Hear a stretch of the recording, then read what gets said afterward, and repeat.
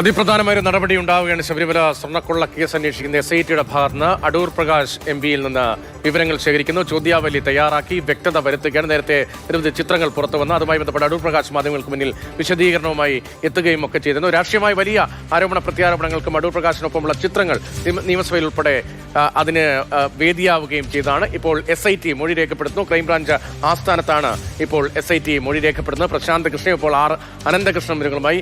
അനന്തൻ, വലിയ സംശയമാണല്ലോ ഇപ്പോൾ നേരത്തെ സംസാരിച്ച CPM നേതാവ് കേണൽകുമാർ ഉൾപ്പെടെ. CPM-ന്റെ നിലപാട് സർക്കാർ ഭാഗത്തു നിന്നുള്ള വലിയ പ്രതിരോധവുമായിരുന്നു. അടൂർ പ്രകാശിന് ഒപ്പം ഈ പോറ്റിക്കൊപ്പമുള്ള അടൂർ പ്രകാശിന്റെ ചിത്രങ്ങൾ സോണിയാഗാന്ധിയെ സന്ദർശിച്ചു, അതുമായി ബന്ധപ്പെട്ട ചിത്രങ്ങൾ ഉൾപ്പെടെ ഇപ്പോൾ വ്യക്തത വരുത്താൻ വേണ്ടി മൊഴിയെടുക്കുന്നു എന്നതിനപ്പുറത്തേക്ക് പോകാനുള്ള സാധ്യതകൾ എത്രത്തോളമുണ്ട്?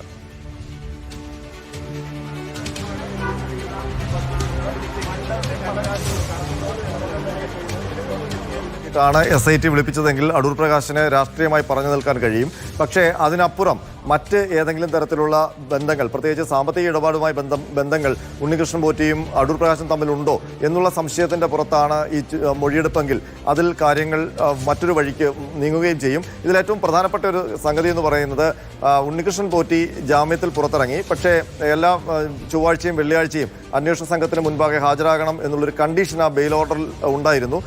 അതിന്റെ ഭാഗമായി ഇന്നലെ വെള്ളിയാഴ്ച ഉണ്ണികൃഷ്ണൻ പോറ്റി SIT ആസ്ഥാനത്ത് എത്തിയിരുന്നു. പക്ഷേ ഇന്ന് ഉണ്ണികൃഷ്ണൻ പോറ്റിയെ SIT വിളിച്ചു വരുത്തിയിട്ടുണ്ട്.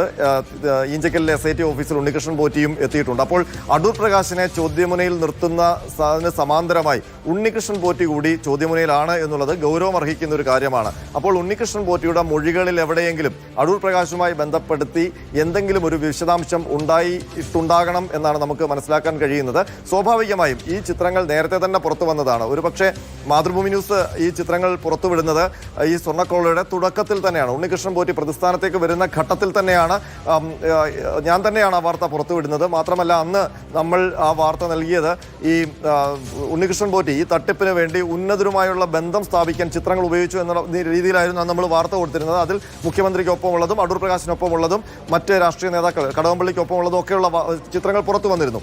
പക്ഷേ അതിനൊക്കെ ശേഷം പിന്നീട് തദ്ദേശ തെരഞ്ഞെടുപ്പ് കഴിഞ്ഞതിന് ശേഷമാണ് ഇതൊക്കെ രാഷ്ട്രീയമായ ഒരു ആരോപണ പ്രത്യാരോപണങ്ങൾക്ക് ഈ ചിത്രങ്ങൾ ഉപയോഗിക്കപ്പെട്ടത്. അപ്പോൾ അതിനും അപ്പുറം മറ്റെന്തെങ്കിലും വിവരങ്ങൾ SITക്ക് ഇതുമായി ബന്ധപ്പെട്ടുണ്ടോ എന്നുള്ള കാര്യവും നമുക്ക് സംശയിക്കാവുന്നതാണ്. കാരണം ഇന്ന് തന്നെ ഉണ്ണികൃഷ്ണൻ പോറ്റിയെ കൂടി ചോദ്യം ചെയ്യാൻ വിളിപ്പിച്ച് വരുത്തുമ്പോൾ അതിൽ ഒരേ സമയത്ത് ഇതിനകത്തെ ഒന്നാം പ്രതി, സ്വർണ്ണക്കൊള്ളയിലെ ഒന്നാം പ്രതി ഉണ്ണികൃഷ്ണൻ പോറ്റിയും ചോദ്യമുനയിൽ നിൽക്കുന്നു, അല്ലെങ്കിൽ SITക്ക് മുന്നിൽ നിൽക്കുന്നു. സമാന്തരമായി പോലീസ് ആസ്ഥാനത്ത്, ക്രൈംബ്രാഞ്ച് ആസ്ഥാനത്ത് അടൂർ പ്രകാശ് MP-യും അന്വേഷണ സംഘത്തിന് മുൻപിൽ ചോദ്യങ്ങൾക്ക് ഉത്തരം നൽകുന്നു. അങ്ങനെ വരുമ്പോൾ ഈ രണ്ടുപേരെയും ഒരേ സമയം മൊഴിയെടുക്കുന്ന അല്ലെങ്കിൽ ചോദ്യം ചെയ്യുന്ന ഒരു അവസ്ഥയിലേക്ക് SITക്ക് എത്തേണ്ടുന്ന ചില വിവരങ്ങൾ ഉണ്ടോ എന്നുള്ള കാര്യവും സംശയിക്കാവുന്നതാണ്. അതല്ലെങ്കിൽ ഈ ചിത്രം തന്നെയാണോ ഇപ്പോൾ ഈ ഉണ്ണികൃഷ്ണൻ പോറ്റിയുടെയും അടൂർ പ്രകാശിന്റെയും രണ്ടുപേരും ഒരേ ഓഫീസിൽ തന്നെയാണോ, ഒരേ ഇടത്ത് തന്നെയാണോ? നമുക്ക് അതിൽ കൃത്യത വരുത്തേണ്ടതുണ്ട്. നമുക്ക് മനസ്സിലാക്കാൻ കഴിയുന്നത് ഉണ്ണികൃഷ്ണൻ പോറ്റി ഇഞ്ചക്കൽ ഓഫീസിലേക്ക് എത്തിയിരുന്നു എന്നുള്ളതാണ്. PHQയിലേക്ക് ഉണ്ണികൃഷ്ണൻ പോറ്റിയെ മാറ്റിയോ എന്നുള്ള കാര്യത്തിൽ വ്യക്തതയില്ല. PHQയിലെ ക്രൈംബ്രാഞ്ച് ആസ്ഥാനത്ത് തന്നെയാണ് അടൂർ പ്രകാശ് MP-യുടെ മൊഴിയെടുക്കൽ നടക്കുന്നത്.